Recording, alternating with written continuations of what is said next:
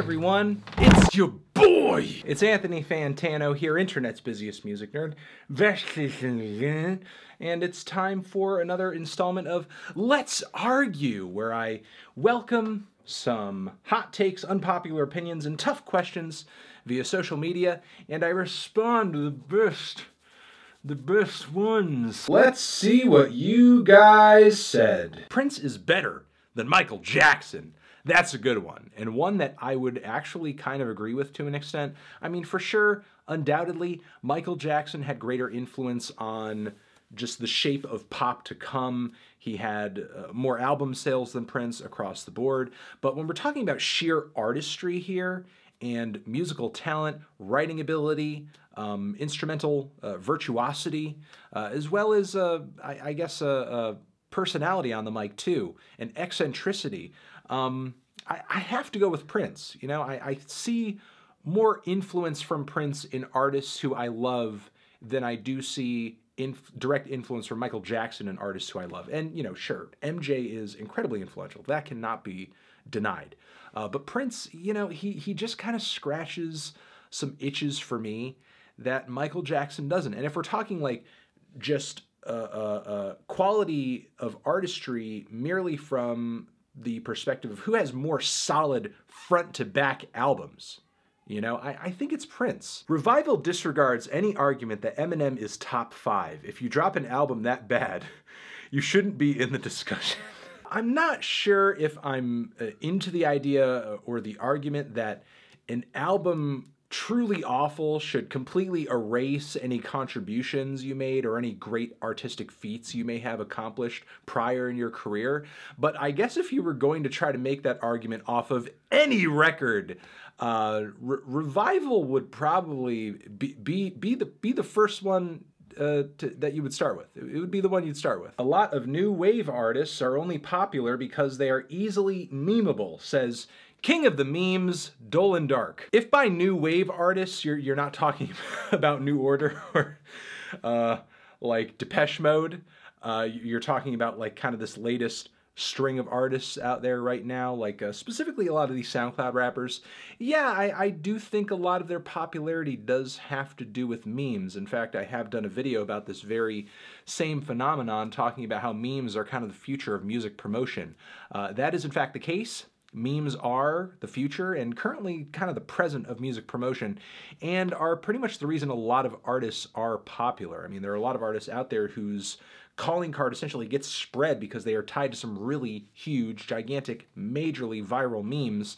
And as long as these artists keep putting out memes that are super hype, even if their music is kind of mediocre, they're going to at least have a little bit of limelight still on their stuff, because even people will go out to a live show, or even people will listen to a record to kind of experience the meme. So yeah, it's we're basically post-music right now, and we're just in the meme verse, pretty much. Speeding Bullet to Heaven was not that awful if you exclude the Beavis and Butthead shit. And yet, sadly, you have to count it because it is there. However, you know, if you did remove it, it would mitigate some of the album's crappiness, for sure. Future funk is not a real genre. It's literally just a lazier way of making filtered disco house. Ugh. You know, I want to argue with this. I do want to argue with this. But future funk is so specific and niche based, and it does pull so obviously from so many other well-established styles of electronic music that it is kind of hard to make the case for it being its own thing entirely. But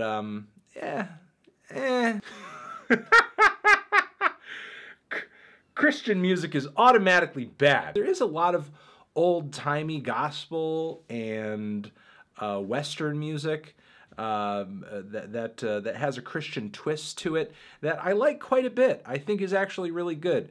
One of my favorite YouTube channels for that kind of thing is called Strolling Down Memory Lane. They play a lot of that old-timey Christian country, Western, and gospel music. It's pretty sweet. It's pretty cute. It's pretty endearing. But you know, a lot of the new mainstream Christian rock out there, it is very bland. It is very lifeless. It is super boring. I toss it into the garbaggio. Fred Durst, back in Limp Bizkit's prime years, was a better rapper than a lot of rappers who are famous now, Lil Yachty, Kodak, XXXTentacion, etc. And even though his lyrics were a trash heap, I didn't think he was rapping poorly on their first 2 records. Oh, I can't disagree.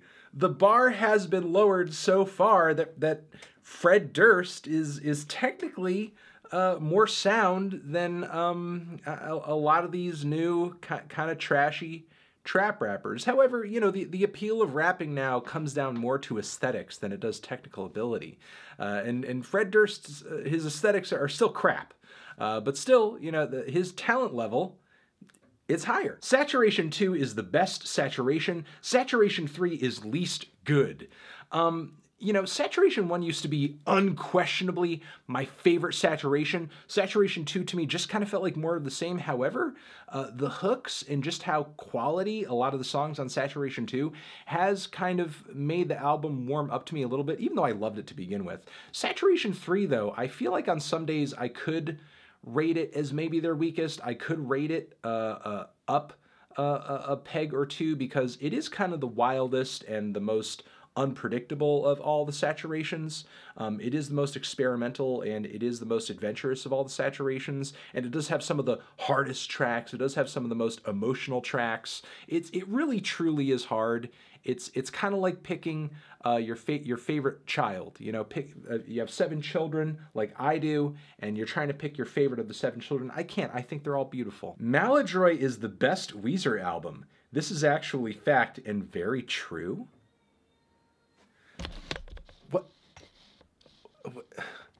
What is wrong with you? No one actually listens to Lil B and they're just trolling. I personally actually do listen to some Lil B. Like Blue Flame mixtape, Red Flame mixtape. For the most part, that shit's fire. Like a lot of those old, huge cloud rap hits like I'm God, it's actually like really good. However, I will not disagree that there's a great, like a fair amount of trolling in the Lil B fandom. There's a huge amount of trolling. I mean, trolling and Lil B kind of come hand in hand. But that doesn't mean that people don't genuinely or unironically enjoy his music. There definitely are people out there who do. Okay, everyone, that has been the latest episode of Let's Argue. Hope you're doing well.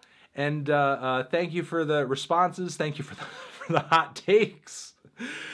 It's always fun. It's always fun. It's always fun. Over here next to my head is another Let's Argue. I'll see you in the next one. Also hit the link possibly to subscribe to the channel. Anthony Fantano, arguing forever.